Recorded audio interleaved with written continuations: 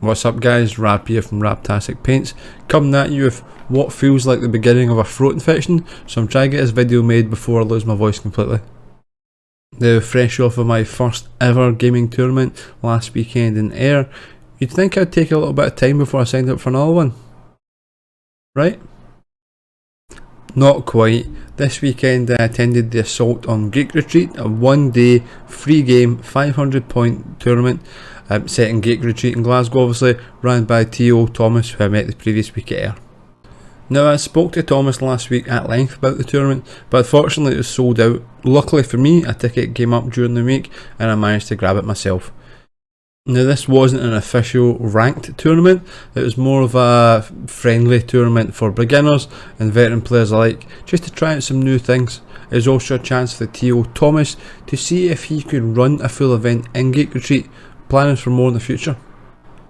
With only 500 points available, I couldn't take the entire Horde of Mordor that I have, so I took the Witch King with 2 Orc Trackers, 3 Morans with shields, and 3 Morans with spears and shield. I took Gothmog, once again 3 Morans and shield, 3 Morans spear and shield, and then I took an Orc Shaman with 3 Morans and shield, 3 spears. Don't know why it says Orc Tracker there. There was only 2 Orc Trackers in the entire list and I can't be bothered going back fixing that. Now, Geek Retreat is a great little store serving food and drink with plenty of tables, and they're opening an upstairs area soon with even more tables on the way. So my first game of the day was against Mel and her Army of the Dead of Dunharrow. A game that I was not looking forward to playing for many reasons. The Dead all cause terror. My Orc's courage is terrible. They attack your courage instead of your defense, that's even worse for me, and their leader, the King of the Dead, can one-shot almost, well, I think any model in the game, so I was going to be in serious trouble if I got into a fight with him. Luckily I brought my Shaman, where it would help me pass those courage tests and get charging the units, but I was still on the fence about my chances in this game. The scenario would be command the battlefield, where the battlefield would be divided into quarters and whoever controlled the most would achieve victory. Now, placing your models on this goes by the Maelstrom rule, so you roll a dice and depending on your roll depends on where your model gets placed and who places your model for you. Now, Mel only had 1 warband and was able to place hers herself, so she placed them very much in the middle of her side of the board, and then she was able to split up my army on opposite sides of the map, so she got a very good start to the game, but that Shaman was very close to Gothmog and his troop, which is going to help because I wanted that fury around his troops more than anyone else because he had some pretty heavy hitters in there. Now, my plan was to use the Witch King's mobility on his horse and Black Dart to pepper the King of the Dead before he could even get close enough to me. I got a couple of successful hits on him, reducing his wounds to 1 with no fate left. And you won't believe what happened next. Shoot phase. Take another 2 shots at the... There's another 2 shots at the King, sorry. Yeah. One.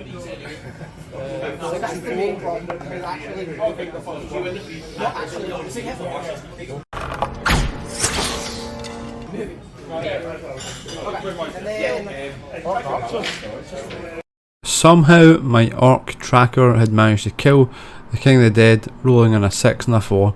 Unbelievable. Emboldened by my victory over the King of the Dead and knowing that I outnumbered Mel's troops, I decided to push most of my forces up in a sort of pincer movement, whilst leaving a few models back in each quarter of the board to continue to score victory points. Now, unfortunately, this aggressive decision came back to bite me.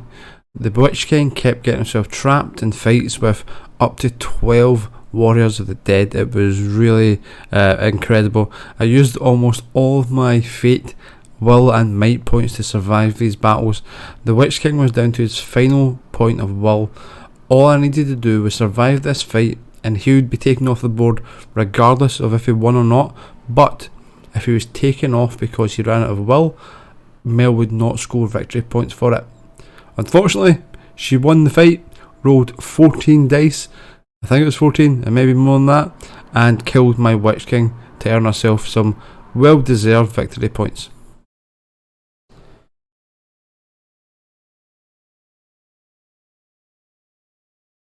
Gothmog and the Shaman, however, were not having any problems at all. They were becoming quite the dynamic duo between Gothmog's added movement with his warg and his extra attack, along with his might. He was storming through the troops, especially backed up by the Shaman and his fury. This would last up until the final round when the game would finish. Counting up the points, I would score 6 total for holding 3 quarters of the board with double or more. Mel would score 2 points for holding 1 quarter of the board with double or more, and would both get 2 points each for killing each other's leaders, so it would be a 8-4 victory to me. Neither of our armies were broken at the end. Following game 1, it was time for a drink, a snack and some chat before my second game of the day.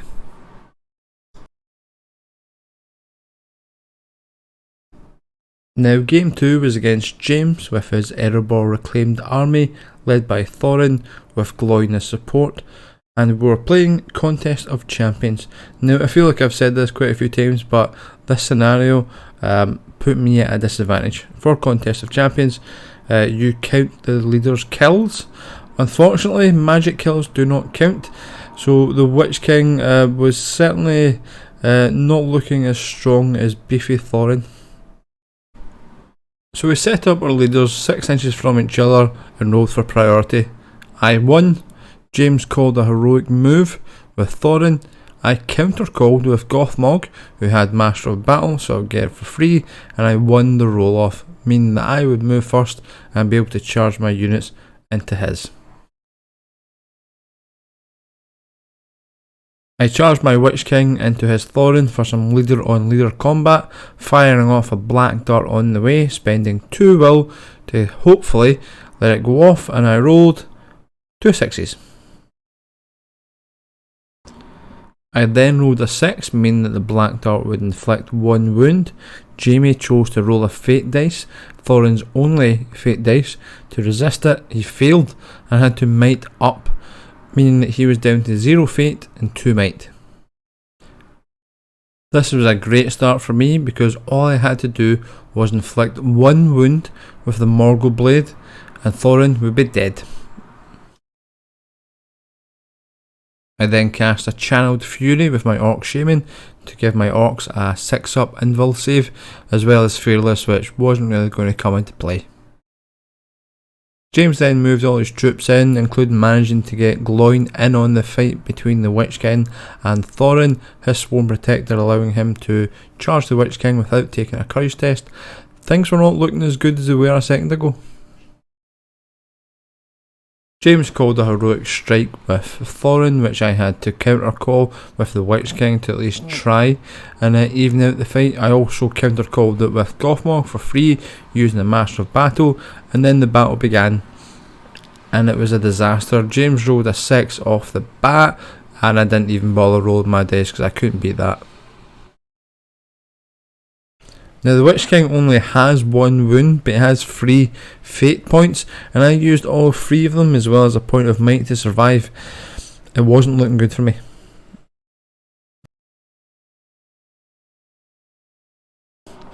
Gothmog won his battle, dispatching a Goat Rider as well as a regular warrior before we go through the rest of the fights. And it pretty much went back and forth between 2 of us. I think by the end of round 1 we killed just as many models as each other, so it was pretty equal, but I was still in some serious trouble with my leader. Then came time for that all important priority roll, and I won again, giving me another chance to charge Thorin with my Witch King. It was then time for round 2 of Thorin versus the Witch King.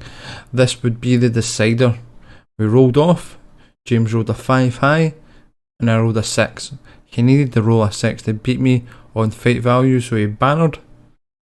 Rolled a 5 again, used his Dubikar ability and rolled a 4. His only hope would to be to use his last point of might to take the 5 up to a 6, and he chose to do it. He knew that he needed to win this fight because my Morgul blade could potentially one-shot him. He rolled to wound and rolled a 6. That was it. The Witch King was dead, and James was awarded a bunch of victory points for killing my leader. After this, it was just damage control for me. I was already losing at least 8-0. I was just trying to stop it turning into 12-0. Unfortunately, it wouldn't happen. James would go on to reduce me to 25% and take the full amount of victory points available. But another learning experience. Great playing against an experienced player, and great playing against dwarves the first time as well. My third and final game of the event was against Ross and his Azog's Legion. That's my voice finally starting to go. This is going to be fun. Another army that I had never fought before, and I didn't really know much about because I've not bought the Hobbit books. The Hobbit books for this game, and I'm probably not going to bother either. The scenario was to the death, where we would both be attempting to reduce the other's force to 25% first. We both had the exact same number of models, which was really handy. We knew what we had to do, and we started. Now, Ross's army wasn't fully built and painted, so he had a lot of proxies. His leader was Bolg, who was represented by the warg with the hairpin on it, or the bauble, or whatever you want to call it. And to be honest, that was one of the great things about this event. People were bringing unpainted models, unbased models, or proxies, and no one cared. They just wanted to see people playing the game and having fun.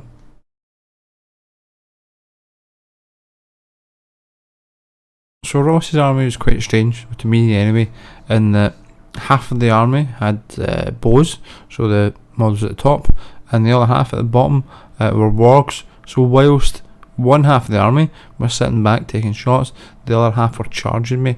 It meant that we got to battle pretty much straight away. It was very quickly a clash of leaders, with the Witch King firing a black dart, killing Bolg's warg before charging him to move in for the kill. Now Ross would win this fight, and with the burly Bolg, he would inflict 2 wounds. Now, very luckily, I managed to fate both of them, taking the Witch King down to 1 fate left. I was starting to get flashbacks to the last game.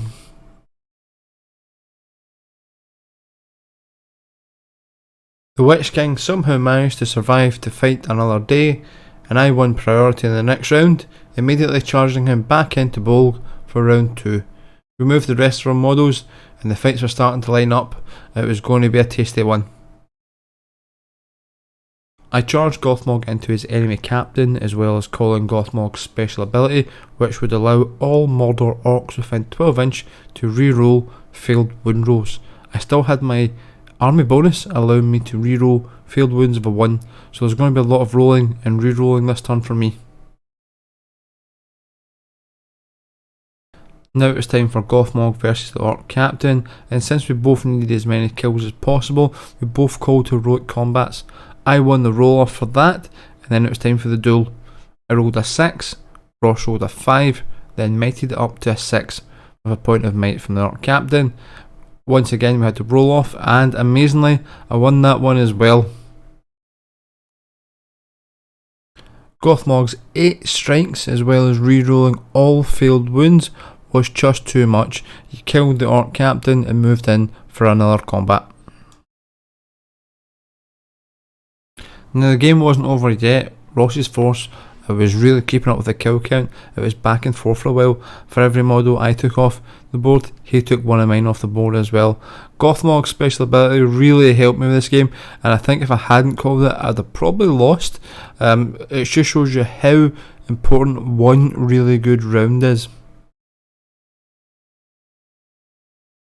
Now as we got into the later rounds, it started to become a little bit more one-sided, favouring myself, and Ross conceded. I know Ross had a long journey home, and I don't know if he was strapped for time. He maybe had to get out the door as the event had run over a little bit. If that is the case, then I look forward to playing Ross again when time is not an issue and we can get a proper match, because this was a great scrap and Ross was an absolute gentleman the entire time. This second victory would leave me on 2 wins and 1 loss of the day with 0 differential for victory points, so I was hoping for a podium place, but more importantly the best painted competition was coming up and that's what I was really looking forward to. Now the best painted was a single model, so I entered my Witch King on horse because I think that's probably the best painted model in my army, if not the best model I've ever painted. And I was feeling pretty confident. I looked around, I saw some nice models, but I thought I might take this. Unfortunately, I didn't see Alex's Bolg, and I didn't see it until I got home and saw the picture online. And well deserved. That is an incredible model, so I'm happy to lose to something of that calibre. So unfortunately, I didn't podium. I finished 5th overall, which for my second ever tournament, or second ever bunch of games really, that's pretty good. I'm happy with that. The eventual winner was James, who I played in game 2, so I can take solace in the fact that I was beaten by the overall winner. All in all, a great event. I had so much fun. I think you can tell I wouldn't be making a video with my throat in the state that it's in if I didn't want to talk about this event. It was great. Thanks to everyone that was there. Special thanks to everyone that I played against. I look forward to a rematch against you all soon. And a huge thanks to Geek Retreat and the TO Thomas Sherlock for putting on the event. And I hope to attend the next one you put on. Thanks for watching, guys. Until next time, take care.